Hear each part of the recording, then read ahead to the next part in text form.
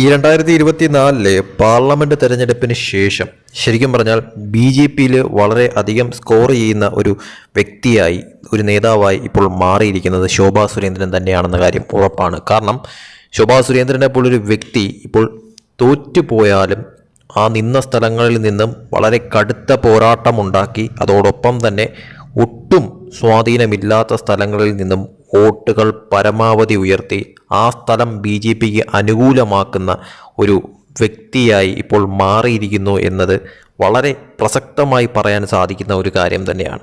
ആറ്റിങ്ങൽ കണ്ട ഒരു കാഴ്ച അതേപോലെ ഒരു തുടർക്കാഴ്ച തന്നെയാണ് ഇപ്പോൾ ആലപ്പുഴയിലും കണ്ടിരിക്കുന്നത്. ഈ രണ്ട് സ്ഥലത്തും BJP പരാജയപ്പെട്ടു പോയെങ്കിലും BJPക്ക് വരും നാളിൽ വിജയിക്കാൻ പറ്റുന്ന തലത്തിലേക്ക് ആ സ്ഥലങ്ങളെ എത്തിച്ചു കൊടുത്തതിന് തുടക്കം കുറിച്ചത് ശോഭാ സുരേന്ദ്രൻ തന്നെയാണെന്ന കാര്യം ഉറപ്പാണ്. ശരിക്കും ആ ശോഭാ സുരേന്ദ്രന് തന്നെയാണ് ഇപ്പോൾ BJPയിൽ വളരെയേറെ പ്രാധാന്യം കൂടിയിരിക്കുന്നത് എന്ന കാര്യം ഉറപ്പാണ്.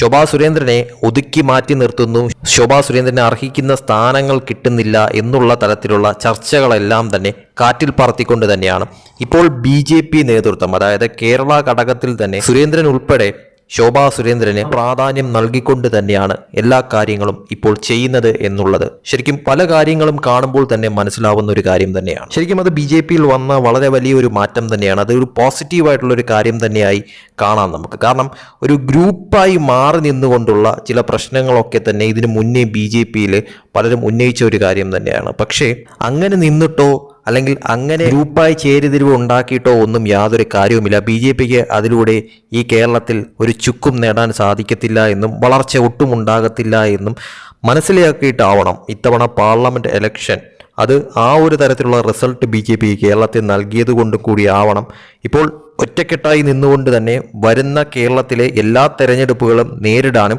അതിലെല്ലാം തന്നെ വിജയിച്ചെടുക്കാൻ പാകത്തിനുള്ള ഒരു മത്സരം നടത്താനും BJPയുടെ പക്കൽ നിന്നുള്ള തീരുമാനം ഉണ്ടായിരിക്കുന്നു. ശരിക്കും ഇതിനു മുന്നേ വേണ്ടിയിരുന്ന ഒരു കാര്യം തന്നെയായിരുന്നു ഈ ഒരു തീരുമാനങ്ങളെല്ലാം തന്നെ. പക്ഷെ കുറച്ച് വൈകിയായാൽ പോലും ഇപ്പോഴെങ്കിലും ആ ഒരു തീരുമാനത്തിലേക്ക് എത്തുന്നത് BJPയെ സംബന്ധിച്ചിടത്തോളം വളരെ ഗുണകരമായി മാറുന്ന ഒരു കാര്യം തന്നെയാണെന്ന കാര്യത്തിൽ സംശയമില്ല.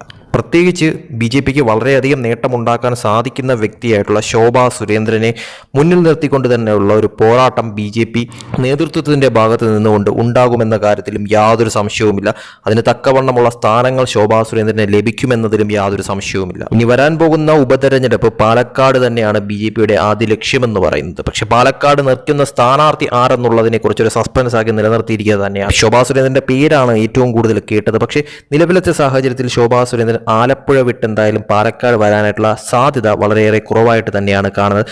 ആലപ്പുഴ തന്നെ കേന്ദ്രീകരിച്ചുകൊണ്ട് കുറേ കാര്യങ്ങൾ ശോഭാ സുരേന്ദ്രൻ ഇപ്പോൾ തന്നെ ചെയ്തുകൊണ്ടിരിക്കുന്നു. ഈ പാർലമെന്റ് ഇലക്ഷൻ കഴിഞ്ഞതിൽ പിന്നാലെ ശോഭാ സുരേന്ദ്രൻ ആലപ്പുഴക്കാർക്ക് വേണ്ടിയിട്ട് പല കാര്യങ്ങളും ചെയ്യുന്നതായിട്ടുള്ള വാർത്തകൾ തന്നെയാണ് ഇപ്പോൾ പുറത്തു വരുന്നത്. അപ്പോൾ ആ ഒരു സാഹചര്യത്തിൽ തീർച്ചയായിട്ടും ശോഭാ സുരേന്ദ്രൻ ആലപ്പുഴ തന്നെ നിൽക്കുമെന്നുള്ള കാര്യം തന്നെയാണ് മനസ്സിലാക്കാൻ സാധിക്കുന്നത്. അങ്ങനെയെങ്കിൽ തീർച്ചയായിട്ടും വരുന്ന നിയമസഭാ തെരഞ്ഞെടുപ്പിൽ പോലും ആലപ്പുഴക്കാർക്ക് വേണ്ടിയിട്ട് ആലപ്പുഴയിൽ നിന്ന് ഒരു വലിയ മത്സരം കാഴ്ചവെക്കാനായിട്ട് ശോഭാ സുരേന്ദ്രന് സാധിക്കുമെന്ന കാര്യത്തിലും യാതൊരു സംശയവുമില്ല. ശരിക്കും പറഞ്ഞാൽ നിലവിലത്തെ സാഹചര്യത്തിൽ ഈ പറയുന്ന LDFിലോ അല്ലെങ്കിൽ UDFിലോ ഇല്ലാത്ത തരത്തിലുള്ള ഒരു വനിതാ നേതാവ് തന്നെയാണ് ശോഭാ സുരേന്ദ്രൻ എന്ന കാര്യത്തിൽ യാതൊരു സംശയവുമില്ല. കാരണം അത്രയ്ക്കും ജനങ്ങൾക്കിടയിൽ വലിയ തോതിലുള്ള ഒരു സ്വാധീനം ഉണ്ടാക്കിയെടുക്കാൻ സാധിക്കുന്ന ഒരു വനിതാ നേതാവ്, അത് തീർച്ചയായിട്ടും ശോഭാ സുരേന്ദ്രന് പലയിടത്തും, അതായത് ഒരു സ്ഥലത്തെന്നല്ല നിൽക്കുന്ന പലയിടത്തും ശോഭാ സുരേന്ദ്രൻ അതിൻ്റേതായിട്ടുള്ള ഒരു നേട്ടം ഉണ്ടാക്കുന്നുണ്ട് എന്നുള്ളതും ഒരു യാഥാർത്ഥ്യമാണ്. ഇനി വേണ്ടത് ആ ഒരു നേട്ടം മാത്രമല്ല,